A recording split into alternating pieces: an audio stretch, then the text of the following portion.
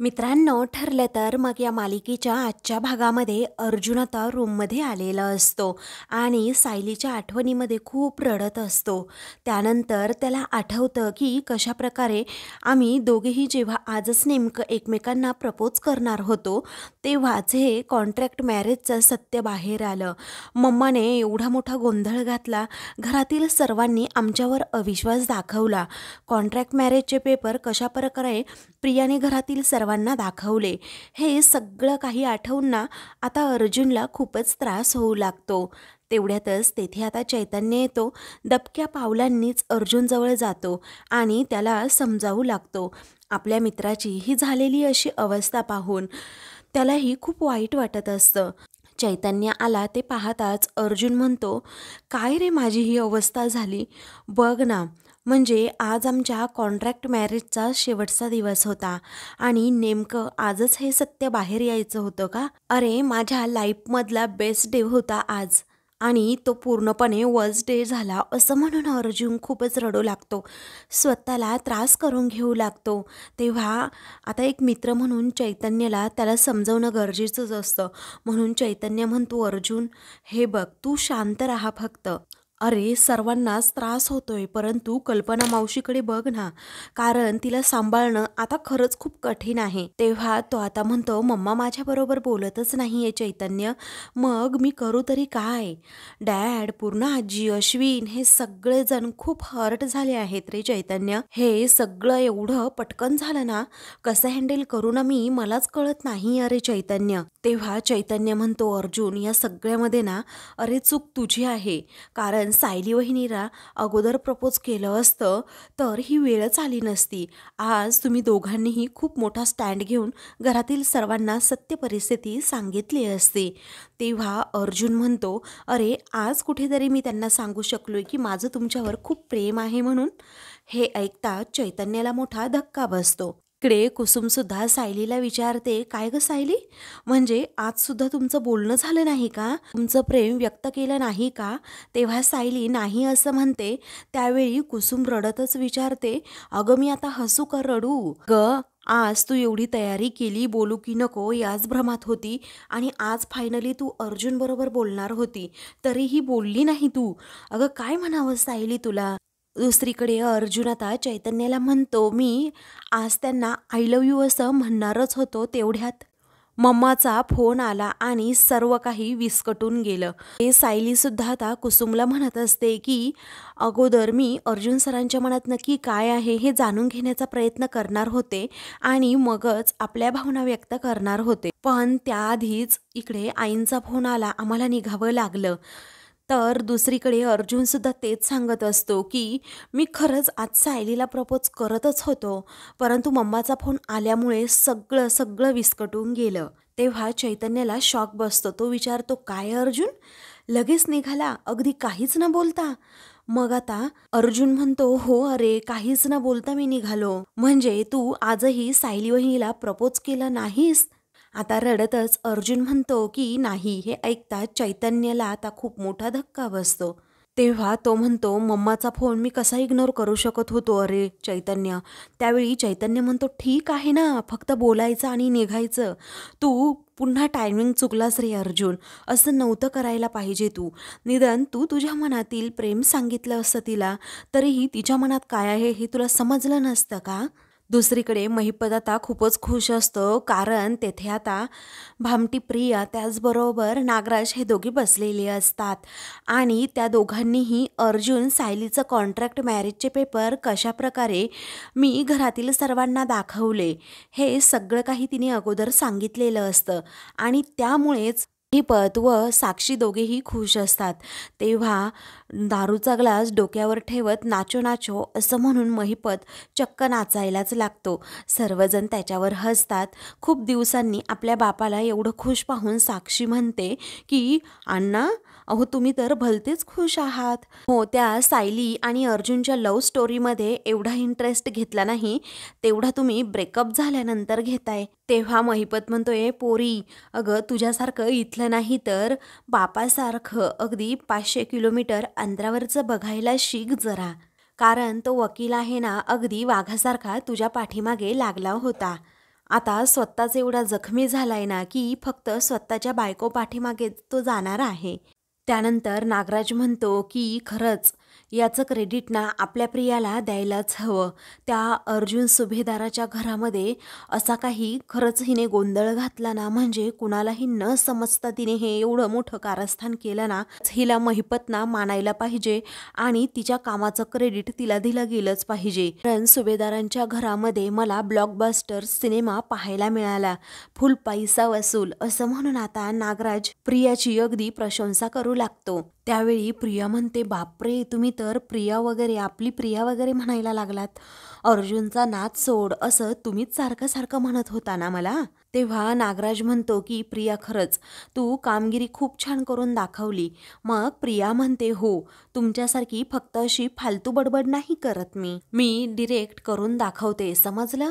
त्यावेळी आता महिपत देखील प्रियाला म्हणतो, की तू खरंच करून दाखवलं आहे यावेळी. त्या वकिलाने माझ्या घरी पेढे पाठवले होते ना, आता मी त्याच्या घरी 100 किलो पेढे पाठवतो की नाही ते बघतच राहा. मग आता साक्षी म्हणते, ओ अण्णा, जरा शांत राहा आता. कारण आनंदाच्या भरात आपल्याला काहीही करायचं नाहीये. आपला या प्रकरणाशी काही संबंध आहे हे अर्जुनलाही अजून माहीत नाहीये. त्यामुळे उगीचच स्वतःच्या पायावर स्वतःच धोंडा मारून घेऊ नका. त्यानंतर नागराज म्हणतो, की महिपत, उगीच आपल्याला आता ही शोबाजी वगैरे करायची नाही. काही गरजच नाही रे, कारण आपलं काम तर आता होत आलंय. प्रिया लगेच नागराजला म्हणते, झालंय म्हणजे? तेव्हा आता नागराज म्हणतो, बाई, केलंय, तू करून दाखवलंय, बस. मग प्रिया खुश होते. त्यावेळी महिपत म्हणतो, अगं, एक काम केलं तू, याच्या अगोदर 10,000 वेळा तोंडावर पडली आणि त्याचं काय, कशाला सारख्या टिमक्या मारत बसते. मग प्रिया म्हणते, या अगोदर तुम्ही 50,000 वेळा तोंडावर पडलात, त्याचं काय. अहो, तुम्ही माझ्या थोबाडीत मारली, ग्लास फोडलात, मग माझं कौतुक करताना एवढी कंजूशी का करताय. तेव्हा आता महिपतला खूपच राग येतो आणि तो पुन्हा तिला मारण्यासाठी उठणारच असतो. त्यावेळी आता साक्षी म्हणते, अण्णा, असं म्हणून ती त्यांना अडवते आणि म्हणते, प्रिया बाळा, अगं, आम्हाला तुझं कौतुकच आहे. पण आता अर्जुन एवढा वीक झालाय ना, की फायनल घाव घालणं कधीही सोपंच. त्यामुळे प्लीज या पुढच्या प्लॅनिंगसाठी आम्हाला थोडा वेळ देशील का.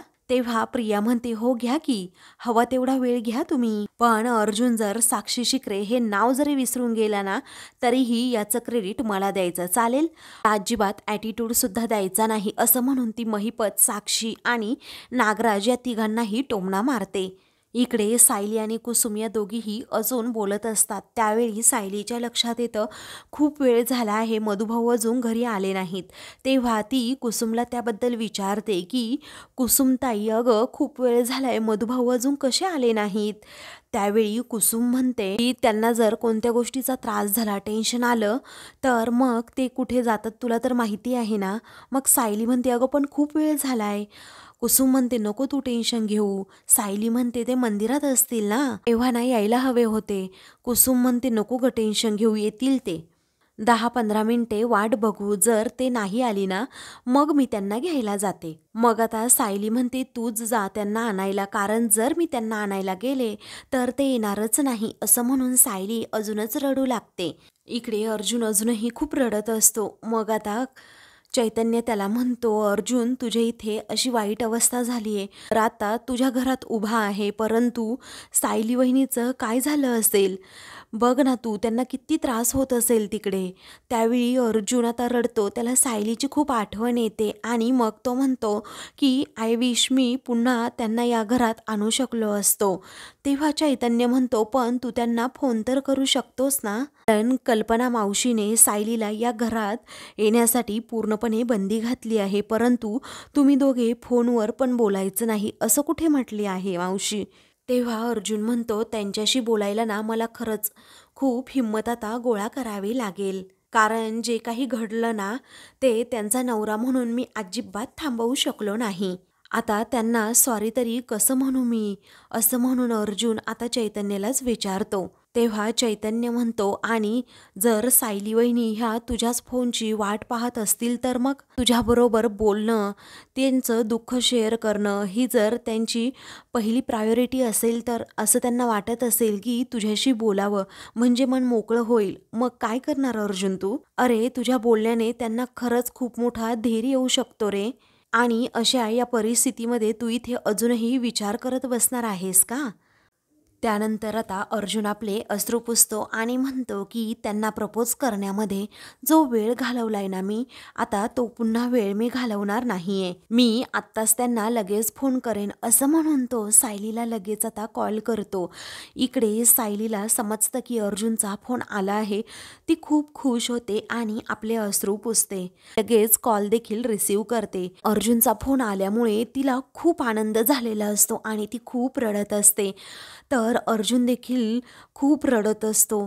दोघांनाही आता काय बोलावं अगोदर समजत नाही, कारण हे गणित एवढं विस्कटलेलं असतं की त्या दोघांनाही समजलेलं नसतं की कधी नक्की काय झालं, आपण दोघे एका क्षणात कशा प्रकारे वेगळे झालो. दोघेही नुसते रडत असतात, कुणाबरोबर काहीही बोलत नाही, एकदम शांत शांत असतात. आता अर्जुन देखील अगदी हुंदके देऊन रडत असतो. ती गोष्ट सायलीला समजते आणि ती विचारते, अर्जुन सर तुम्ही रडताय? तो आता म्हणतो, नाही रडत नाहीये मी.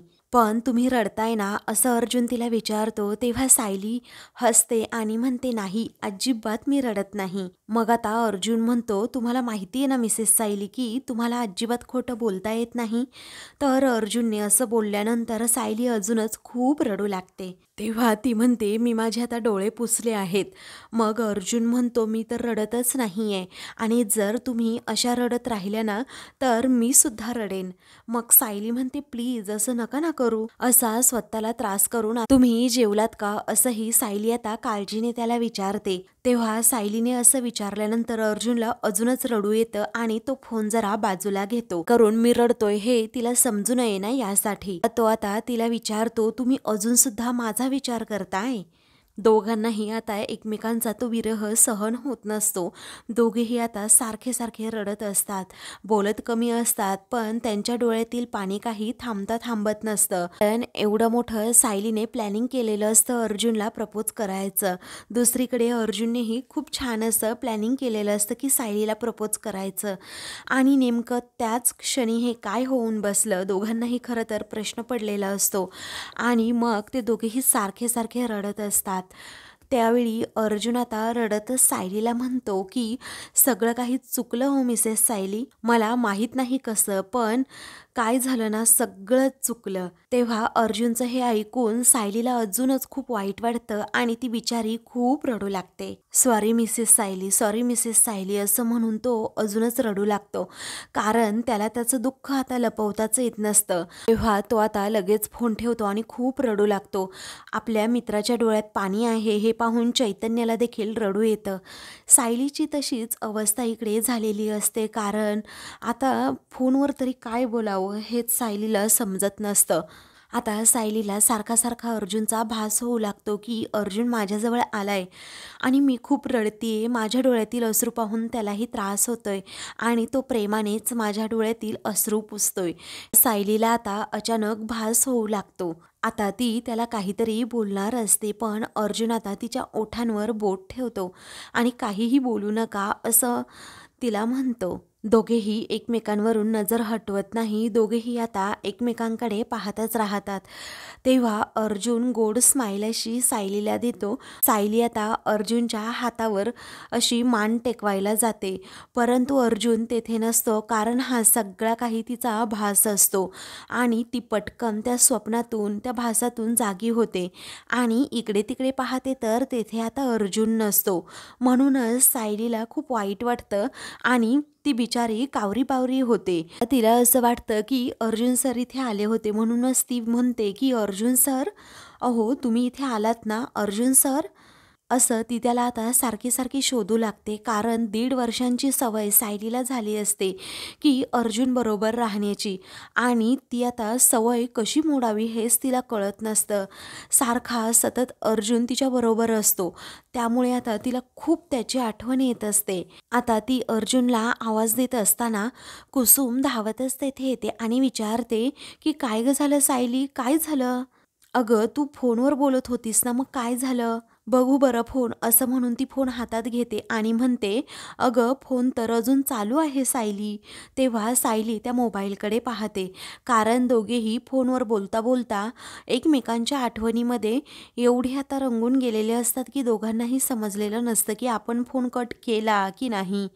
तेव्हा ती आता पुन्हा एकदा फोन कानाला लावते आणि अर्जुन बरोबर बोलण्याचा प्रयत्न करते. इकडे आता अर्जुन रडत असतो, तेव्हा सायली त्याच्या जवळ जाते आणि लगेच त्याचे आपले अश्रू पुसते. आता सायलीला समोर पाहून अर्जुनला खूपच आनंद झालेला असतो आणि तो तिच्याकडे पाहतच राहतो. सायली सुद्धा खूप रडती, ते पाहून अर्जुन आता प्रेमानेच तिचे अश्रू पुसतो. पण समोर आता सायली नसल्यामुळे अर्जुन अगदी कावराबावरा होतो. तेव्हा तो आता विचारतो, मिसेस सायली, तुम्ही कुठे आहात मिसेस सायली? तेव्हा चैतन्य त्याच्याजवळ जातो आणि म्हणतो, अर्जुन, अरे काय झालं अर्जुन, बोल ना पटकन. त्यावेळी आता अर्जुन म्हणतो, अरे इथे मिसेस सायली होत्या ना. तेव्हा चैतन्य म्हणतो की सायली वहिनी नाही आहे इथे. असं म्हटल्याबरोबरच अर्जुन म्हणतो, नाही रे, होत्या इथे. तेव्हा फोन घे बरं, असं चैतन्य म्हणतो आणि लगेच हॅलो असं म्हणतो. इकडे सायली आता अर्जुनचा तो आवाज ऐकते आणि अर्जुन सुद्धा खूप डिस्टर्ब आहे.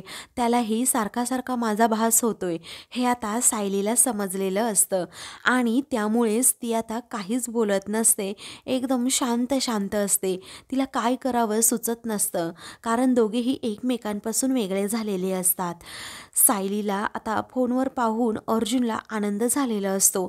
डोळ्यातून त्याच्या आनंदाश्रू येतात, कारण एवढा वेळ सायली इथे वेट करत बसली हे त्याला समजतं. त्यांचंही एकमेकांवर खूप प्रेम असतं आणि दोघेही एकमेकांच्या आठवणीमध्ये अगदी झुरत असतात. दोघांनाही काय करावं सुचत नसतं, पण त्या दोघांनाही असं समजतं की आपण एकमेकांवरचं प्रेम योग्य वेळी व्यक्त न केल्याने हे काय घडून बसलंय. अर्जुन आता सायलीच्या आठवणीमध्ये पूर्णपणे वेडा झालेला असतो.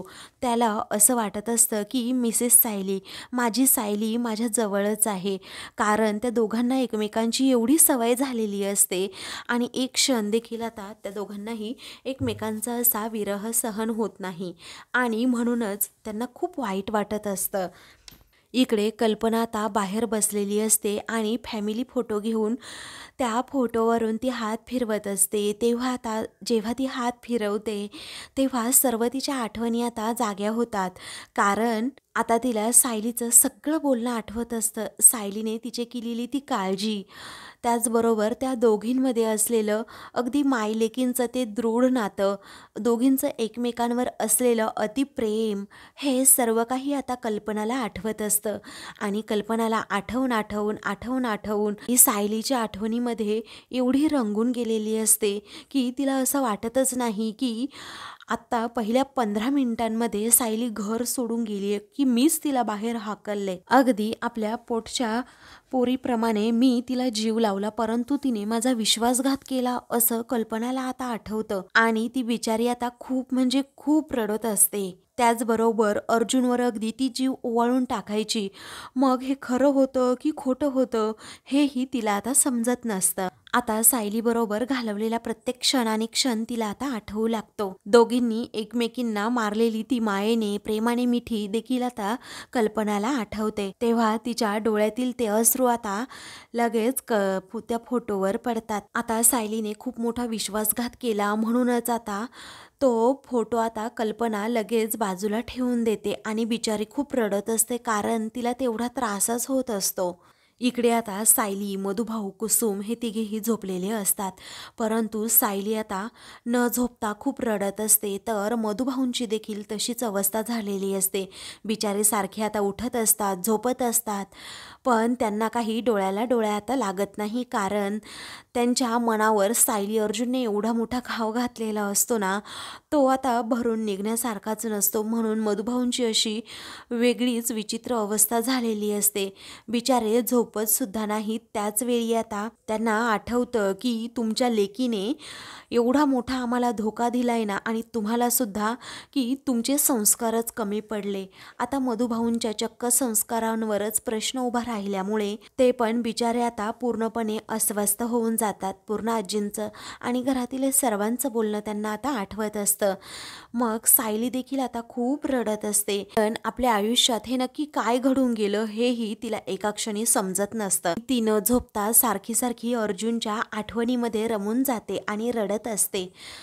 तर आता मित्रांनो, पुढील भागामध्ये सायली आता दुसऱ्या दिवशी तेथे सोफ्यावर बसलेली असते. तेवढ्यातच अर्जुनचा तिला फोन आल्यामुळे ती खूप खुश होते आणि तो कॉल रिसीव करत असते. त्याच वेळी आता मधुभाऊ तिच्या हातातून तो फोन आता ओढून घेतात आणि अर्जुन बरोबर जर कोणताही संबंध ठेवला तर माझं मेलेलं तोंड पाहशील अशी शपथ घालतात. सायलीचा आता नाईलाज होतो आणि तिच्यासाठी खरंच हा मोठा धक्का असतो. दुसरीकडे अर्जुन आता रडत असतो, कारण सायलीने कॉल रिसीव केलेला नसतो. अशाच मालिकेंची पुढील भाग पाहण्यासाठी चॅनलला सबस्क्राईब करा.